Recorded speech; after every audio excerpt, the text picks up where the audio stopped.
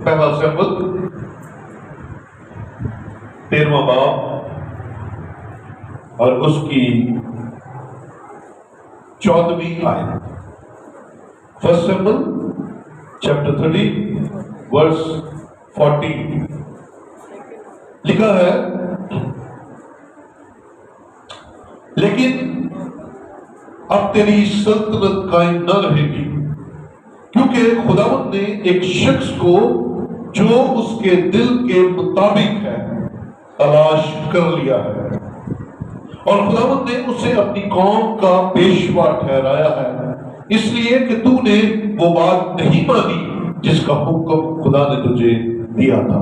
खुदा के पाक कलाम का पढ़ा और सुना जाना हम सब के लिए बरकत का वसीला है। बैठिए, तशरीफ रखिए। हालेलुया।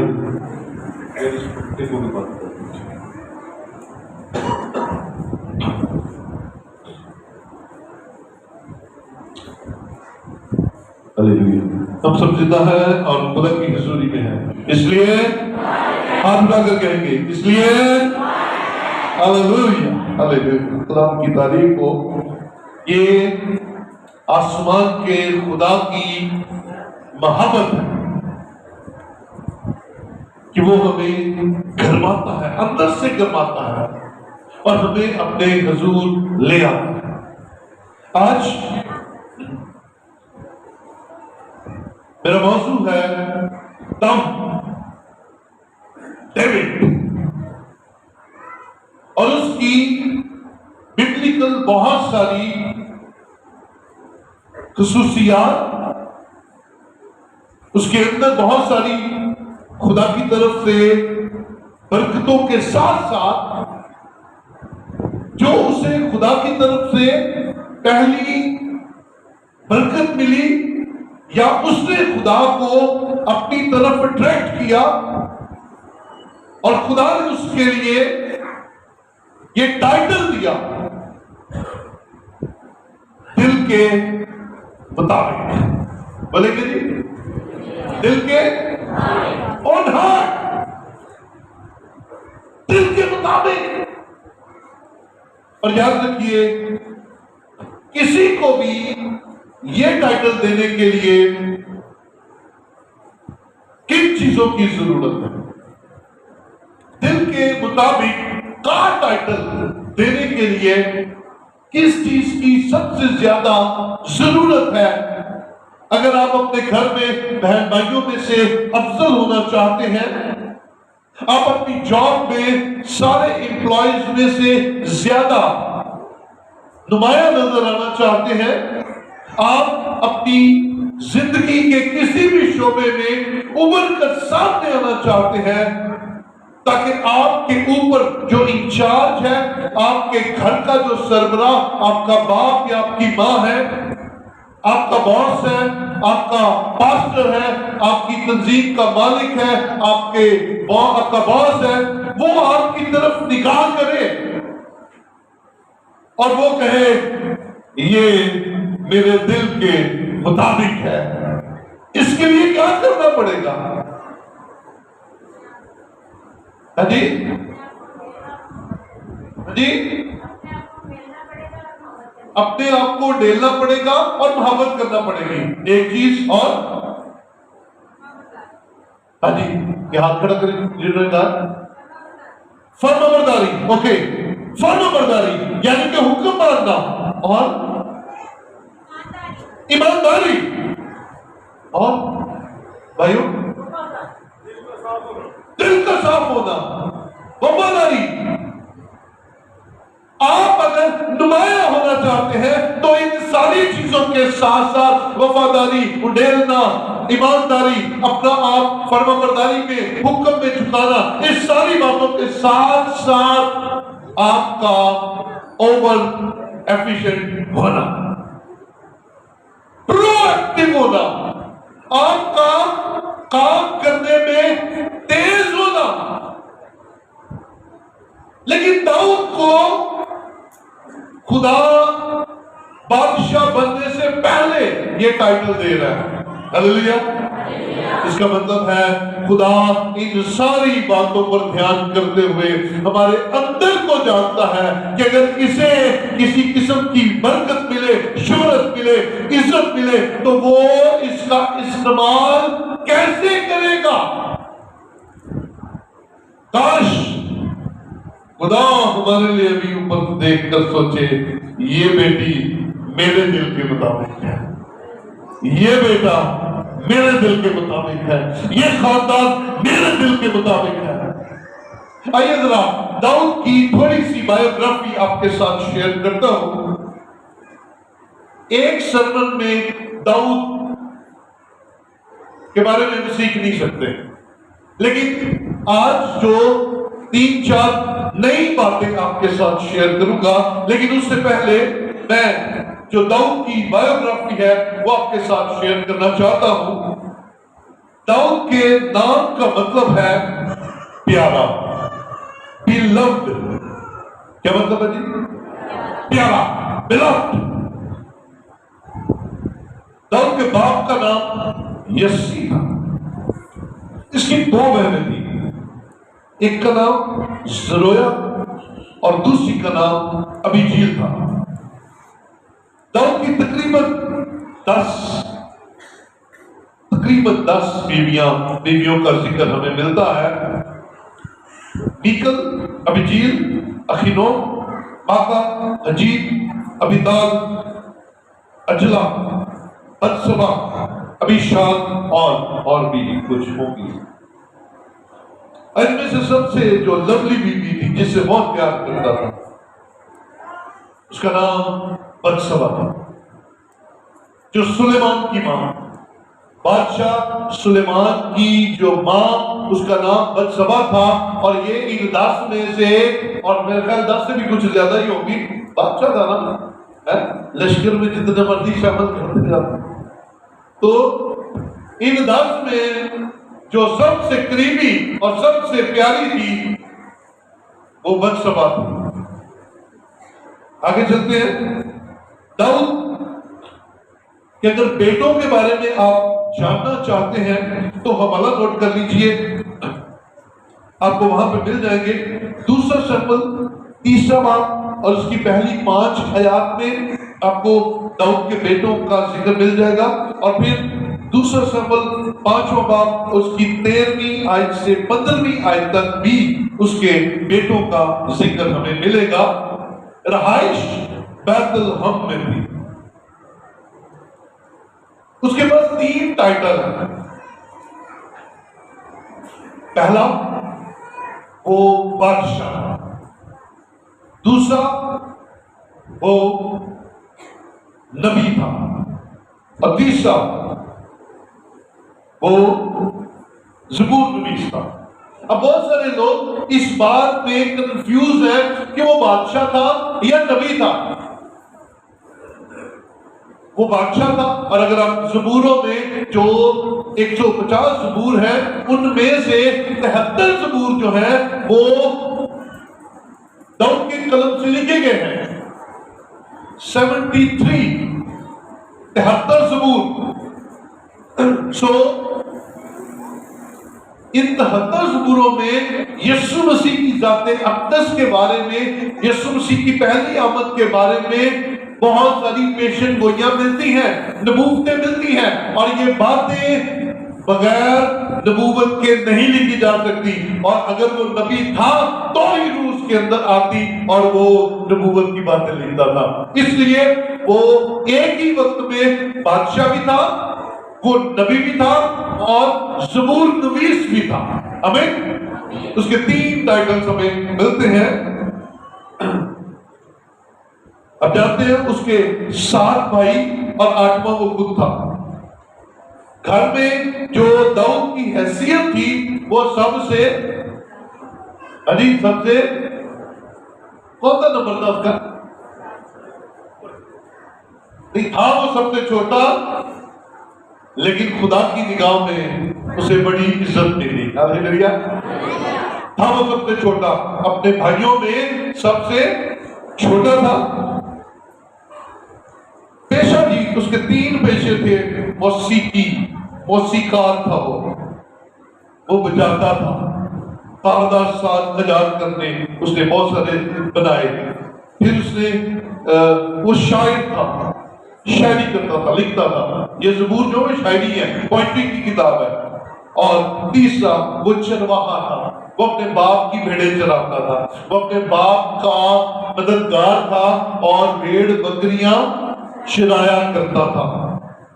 हुकूमत उसने 40 साल की है, 40 इयर्स उसने हुकूमत की है।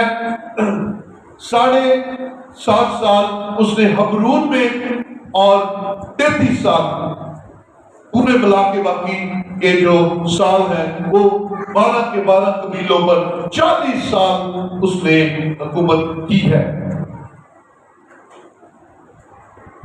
उम्र उसकी 70 साल थी।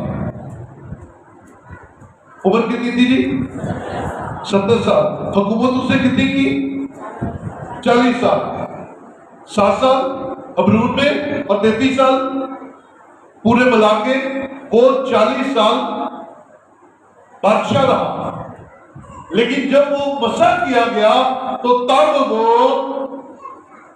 बादशाह नहीं था, तब वो वैल्यूएबल भी नहीं था।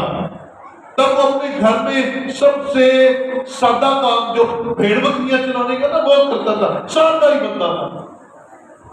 लेकिन खुदा अंदर देखता था। जब शमूएल यसी के घर गया कि ला अपने बेटे, तो उसने सबसे पहले अपना सबसे जवान, सबसे बेहतरीन जो फौजी बच्चा था उसे लेकर आया। कोई जवाब नहीं आया। फिर दूसरा, फिर तीसरा। 3 बेटे थे उसके, यसी के 3 बेटे शाऊल की फौज में थे। वो सारे के सारे जवान, चौड़े, लंबे लेकर बाकियों को भी देखा। बस कोई और है? इसका मतलब यसी ने दाऊद को शमूएल के सामने से गुजारना भी पसंद नहीं किया। उन्होंने कहा यार दिखा जाते हैं भेड़ा बकरियां चराता है, बोल निकल आती है। भेड़ा बकरियां चराने वाले को की आती है? मैं परफ्यूम तो लाके जानते नहीं हो। तो जैसी भेड़ बकरियों में से बू आती है वैसी ही, बोलो तो सही, वैसी उनके चुराने वालों में से आती है। ठीक है? तो उसके बाप ने कहा क्या करूं इसको? लेकिन शमूएल ने कहा ये सातों खुदा की निगाह में बादशाह बनने के काबिल नहीं है। अब तू जो बाकी एक रह गया उसको भी बुला। तब तक हम बैठेंगे नहीं, हम खड़े हैं खुदा की हुजूरी में। और जब दाऊद को बुलाया गया तो खुदा की निगाह उस पर थी। मैं आगे चल के इसको थोड़ा सा और डिस्कस करता हूं, लेकिन ये कहीं लिख लीजिएगा, ये इंफॉर्मेशन आपको कहीं से नहीं मिलेगी। पूरी बाइबल में पैदाइश से लेकर प्रकाशवा तक दाऊद का जिक्र जो है वो 1099 दफा आया है। 1089 टाइम्स आया है।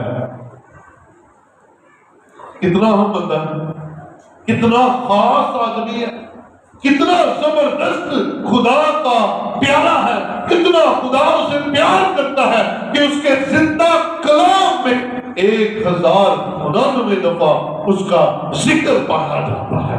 हालेलुया। जो अहम होता है उसी को बार बार डिस्कस किया जाता है ना। जो अहम नहीं है उसको डिस्कस करना पसंद कोई भी नहीं करता। इसकी एज मैंने बताया आपको 70 साल है। मैं जल्दी से इन 70 सालों को आपके सामने कैटेगराइज करता हूं। जब ये 16-17 साल का था तो जाति जूलियस से जंग लड़ी। 13-14 साल का था, बल्कि 13-14 साल शाऊल से भागता रहा, छुपता रहा। 30 साल की उम्र में बादशाह बना। 7 बरस हबरून में हुकूमत की। 33 साल यरूशलेम में हुकूमत की। मुत्तहदा इस्राएल की बादशाहत पर 70 साल की उम्र में वफात पाई। और दाऊद का शुमार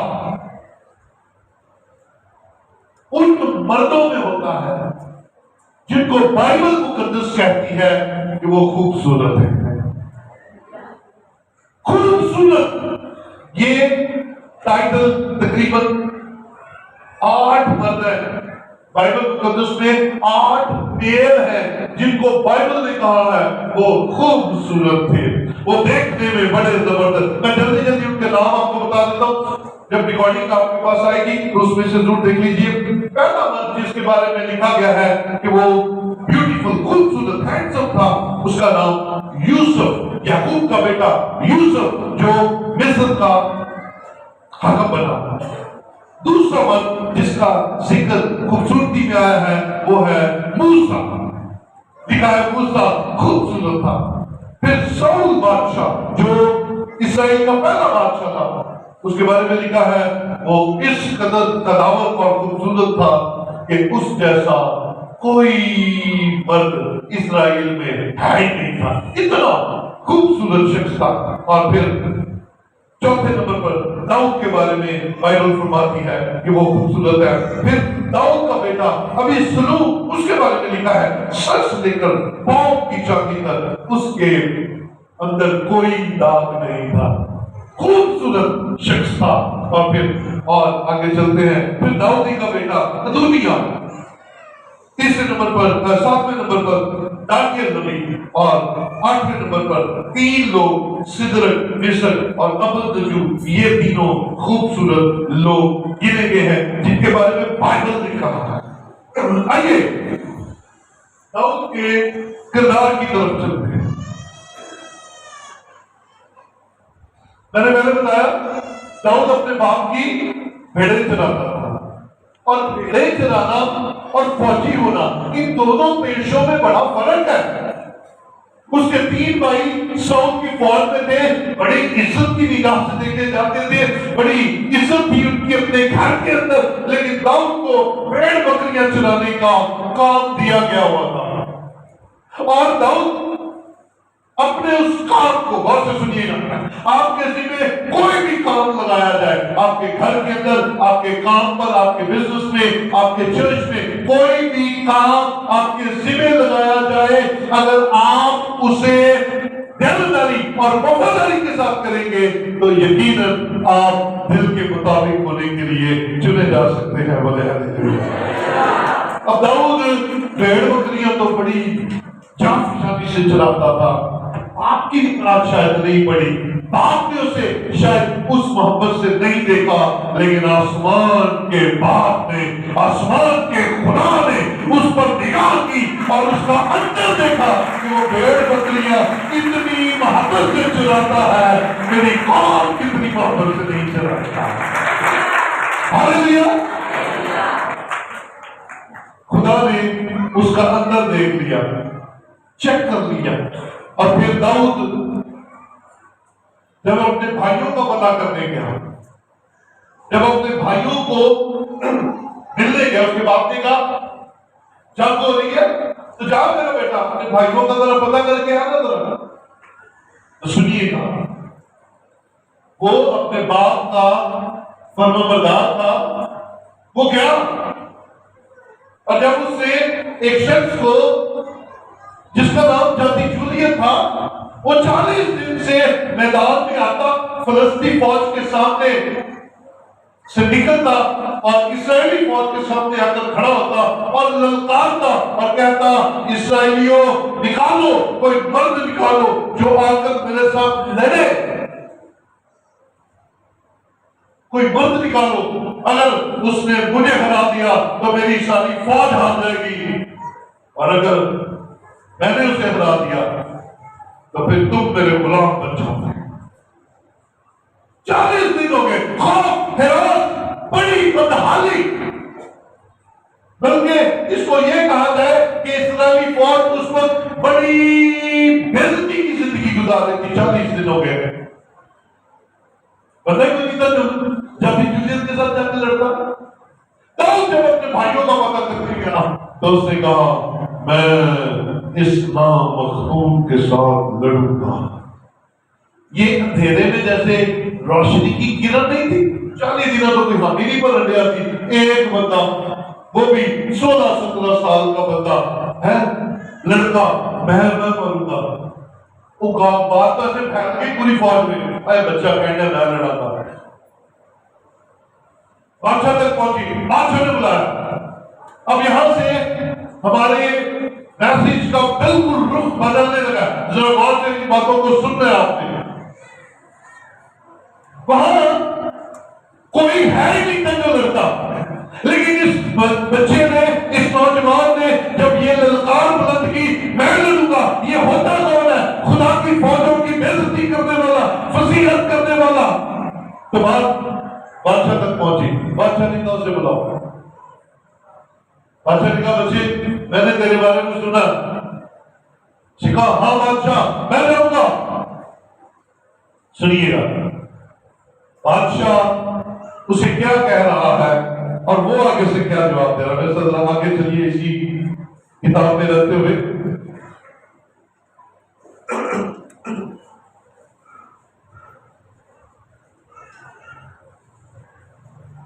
सत्रहवां बाब, हाँ 17 और उसका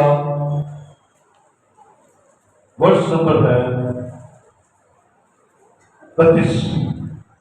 पहला शमूएल 17वां बाब और उसकी 32वीं आयत में लिखा है, और दाऊद ने शाऊल से कहा उस शख्स के स्वरूप से किसी का दिल न घबराए, तेरा खादिम जाकर उस फलस्ती से लड़ेगा।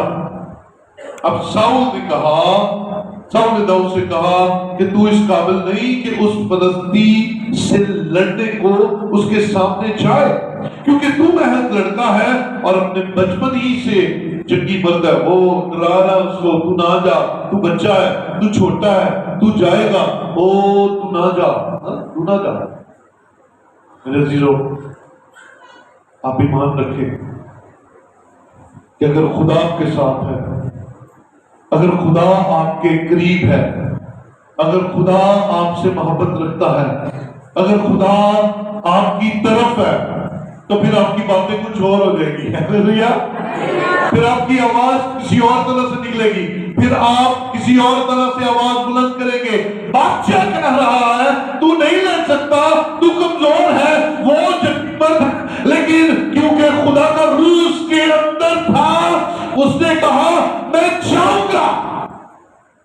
और फिर उसके बाद उसने अपनी गवाही पेश की।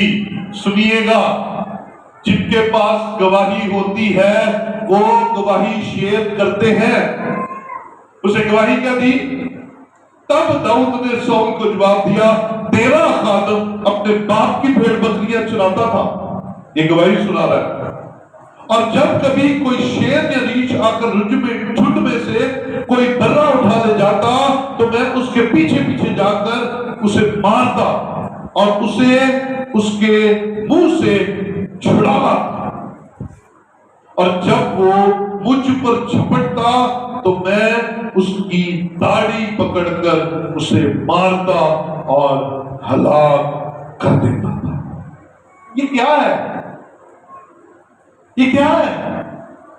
ये दाऊद की गवाही अपने ही मुंह से है कि मैं अपने बाप की भेड़ बकरियां चराता था।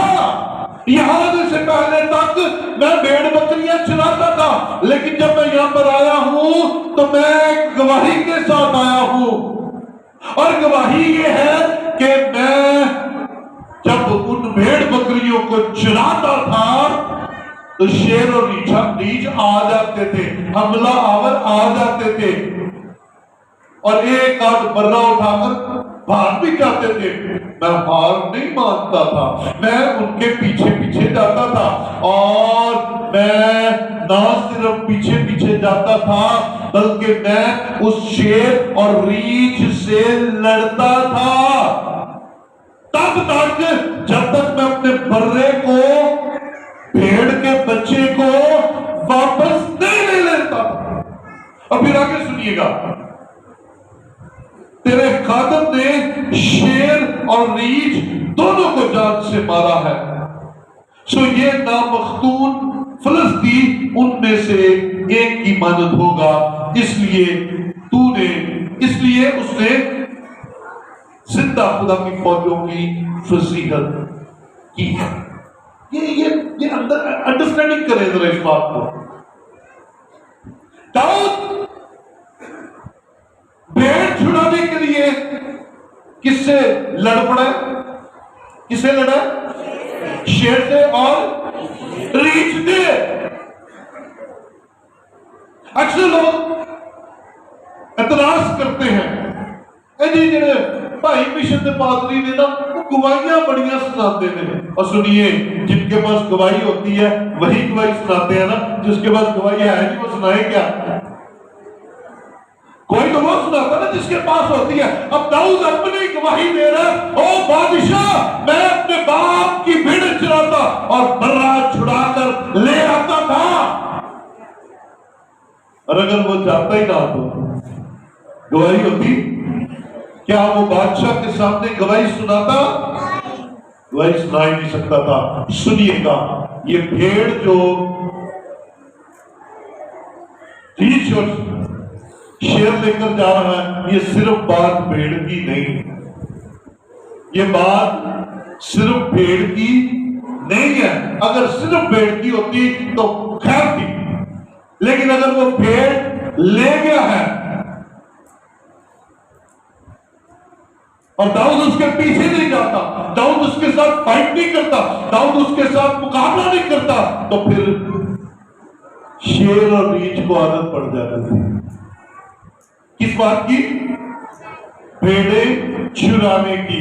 ठीक उसी तरह है मेरे भाई मेरी बहन, गौर कर, इब्लीस तेरे अंदर से कोई ना कोई अच्छी चीज चुरा कर लेकर जाना चाहता है।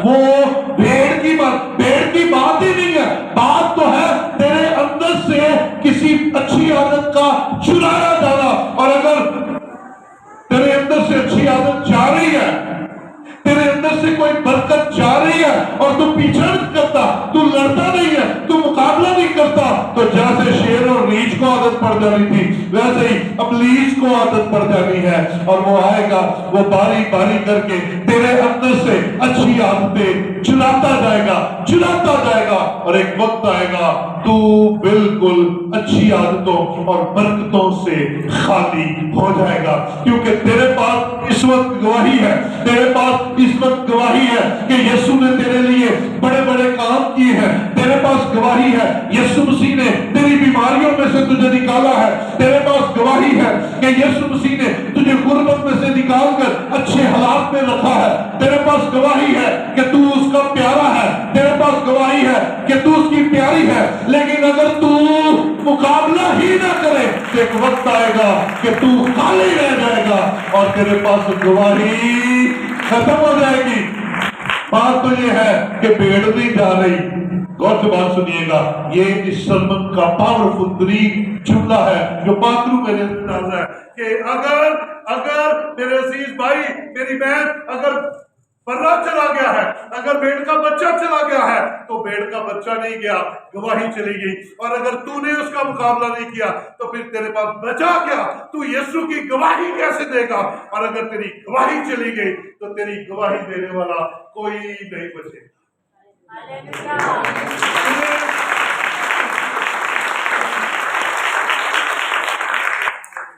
तो दाऊद भेड़ को नहीं बचा रहा, अपनी गवाही को बचा रहा है। हालेलुया। दाऊद भेड़ को नहीं बचा रहा, दाऊद अपनी गवाही को बचा रहा है। अगर भेड़ को बचाता ही ना, लड़ाई करता ही ना, तो बादशाह के सामने क्या बयान करता?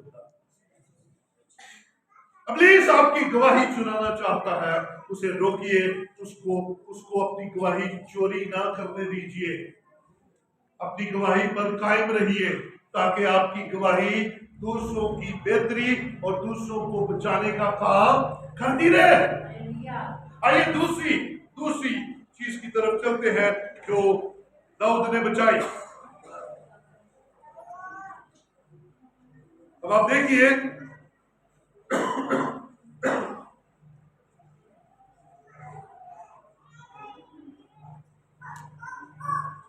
अब गौर कीजिए, जब दाऊद और साउल एक मार्के में इकट्ठे गए और दाऊद ने जाति जूलियत को मारा, तो वापसी पर क्या हुआ? अब जानते क्या हुआ? वापसी पर उनका इस्तकबाल किया गया, वापसी पर उन्हें बड़ा अप्रिशिएट किया गया। औरतें जमा हो गई और उन्होंने क्या गीत गाया? क्या गीत गाया? साउल ने मारा, हाँ, साउल ने मारा हजारों को, पर दाऊद ने मारा लाखों को। सुनिएगा और बरकत से भर जाइएगा।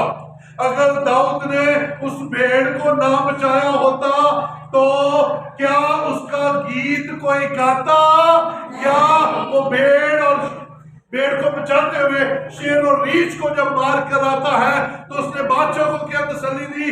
ये नामख्तून फलस्ती भी उस शेर और रीछ की मानद होगा। और खुदा ने उससे उस बड़े दुश्मन जाति जूलियत को मारने के लिए इस्तेमाल किया। और जब आप खुदा का काम करते हैं तो आपके गीत गाए जाते हैं,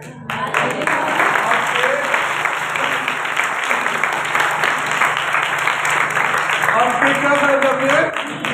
गीत गाए जाते हैं। तो याद रखिए, इब्लीस आपके इन गीतों को चुराना चाहता है।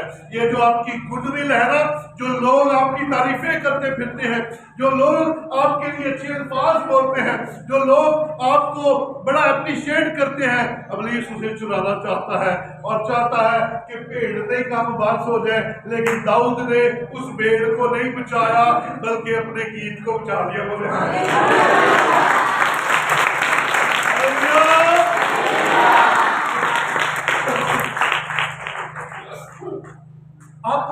आप बड़े लवली हैं, आप बड़े प्यारे हैं खुदा की निगाह में भी और इंसान की निगाह में भी। और आपको लोग पसंद करते हैं, लोग आपके लिए अच्छी बातें करते हैं। स्पेशली लीडर्स इस बात को ध्यान में रखें, आपको प्यार किया जाता है, आपको सलामी की जाती है। सलाम जी, भाई सलाम, पादी साहब सलाम, बिशप साहब सलाम, बाजियों सलाम। क्यों किया जाता है? आपके काम को देखकर, आपके काम को सलाम होती है और उस अफिलिएशन को सलाम होती है जो खुदा के घर के साथ आपकी होती है। और अगर काम नहीं है, अगर दाऊद जाति जूलियत को ना मारता तो गीत गाए जाते? गीत नहीं गाए जाते। इसलिए छोटी छोटी चीजों को बचा लीजिए। जैसे दाऊद ने उस भेड़ को बचाकर अपना गीत बचा लिया, आप भी अपनी जिंदगी में इब्लीस के हमलों पर ध्यान रखें। अगर वो कोई आपकी अच्छी आदत चुराना चाहता है तो वहीं पर उसका मुकाबला करें और छोटी लड़ाई लड़कर अपने गीत को बचा लीजिए, अपनी तारीफ को बचा लीजिए, अपने फेवरेटिज्म को बचा लीजिए, अपनी उस गुडविल को बचा लीजिए, क्योंकि दाऊद ने बचा लिया। बोले हालेलुया। पहली बात, दाऊद ने क्या बचाया? जी, वो तो दूसरे नंबर पे बचाया, पहले नंबर पे बचाया। हाँ, पहले भेड़ को बचाया और भेड़ को बचाकर उसने गवाही को बचाया। क्या बचाया? गवाही बचा ली। फिर भेड़ से रिलेटेड बात, भेड़ को बचा लिया तो अपना गीत बचा लिया, अपना गीत बचा लिया। कोई ना उसका गीत गाता अगर वो जाति जूलियत को मार कर ना आता, और जाति जूलियत को कभी ना मारता अगर वो भेड़ को बचाते हुए शेर और रीछ को ना बचाता। बोले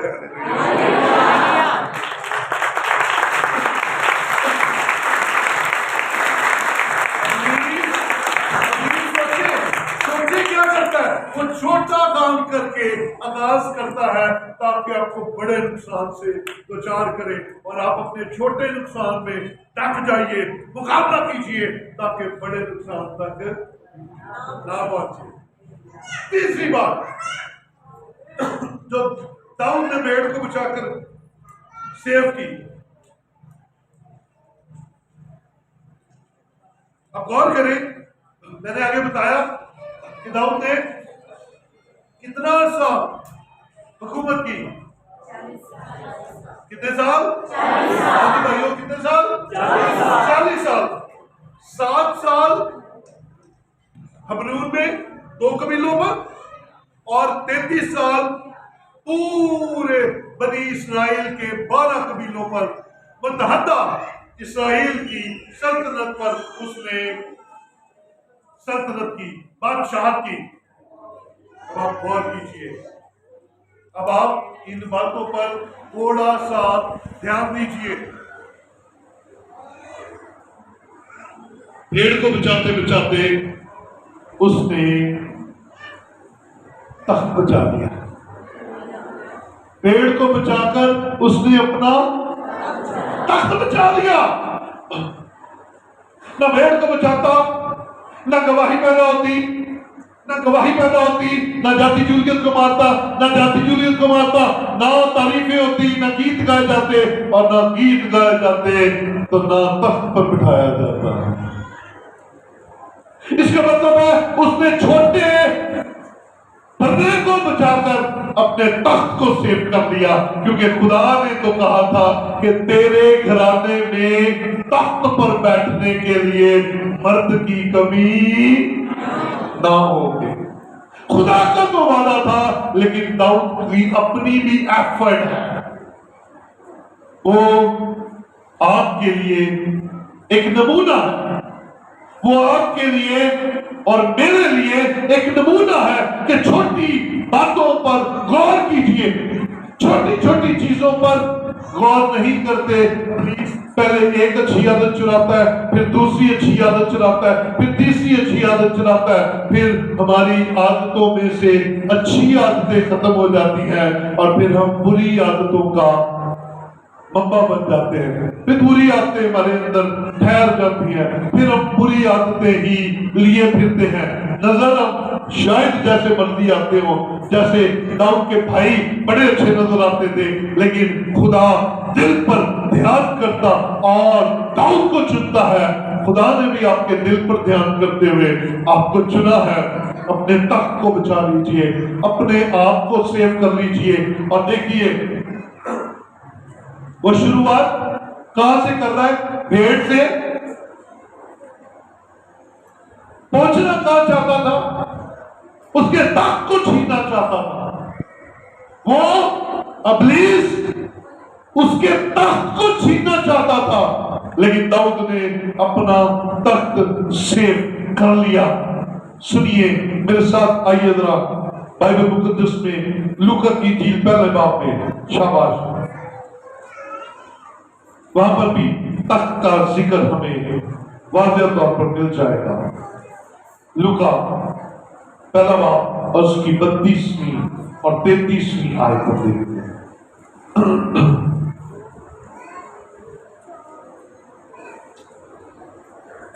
वो बुजुर्ग होगा और खुदा ताला का बेटा कहलाएगा, और खुदावंद खुदा उसके बाप दाऊद का तख्त उसे देगा। हालेलुया। दाऊद के तख्त का खात्मा कभी नहीं हो सकता, क्योंकि खुदा का उसके साथ वादा है कि तेरे तख्त को हमेशा कायम रखूंगा। यह दिल के मुताबिक शख्स की बरकतें हैं जो खुदा ने उसे दी हैं, और उसने उस भेड़ को बचाकर अपने तख्त को बचा लिया है।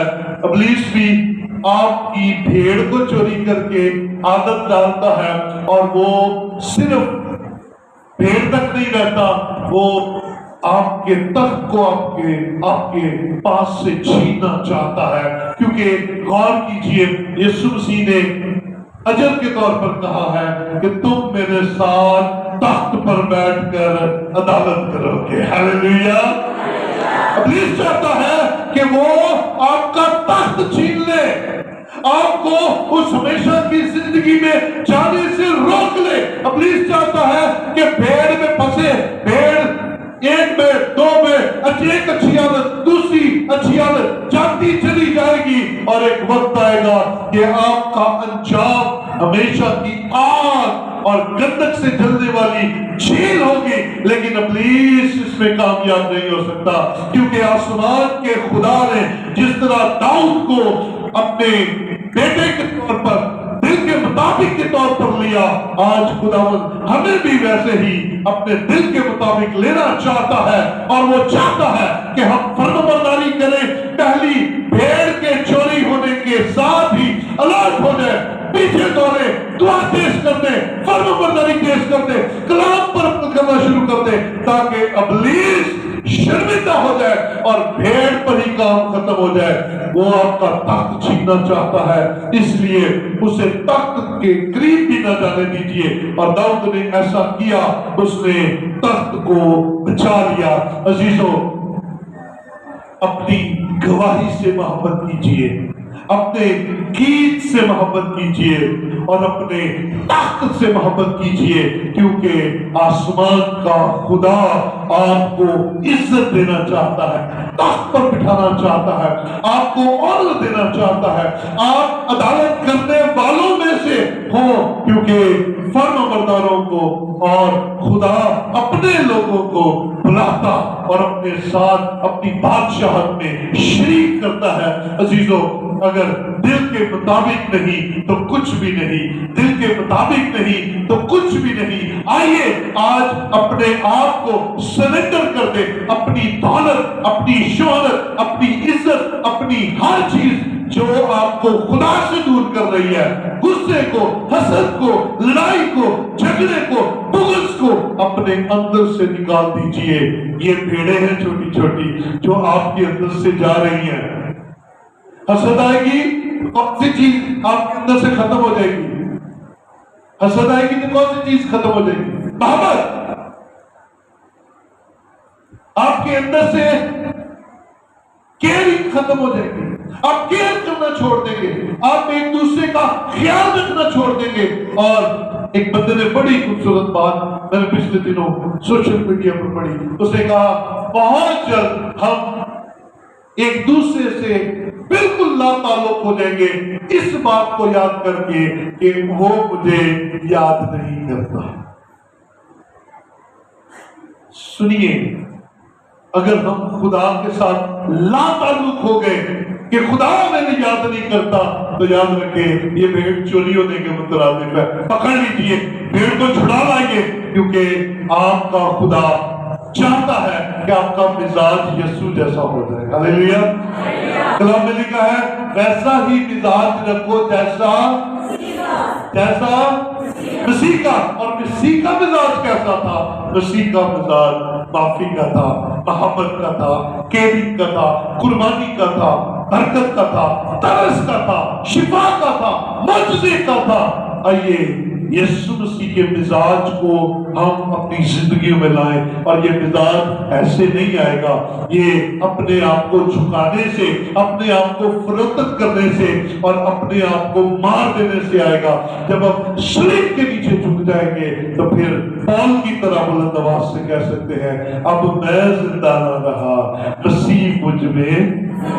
आइए अपनी अच्छी आदतों की केयरिंग करें और खुदा के दिल के मुताबिक बन जाए और यीशु मसीह को अपनी जिंदगी में आने दें, ताकि उसके कहने के मुताबिक हम तख्त पर बैठने वाले बन जाए।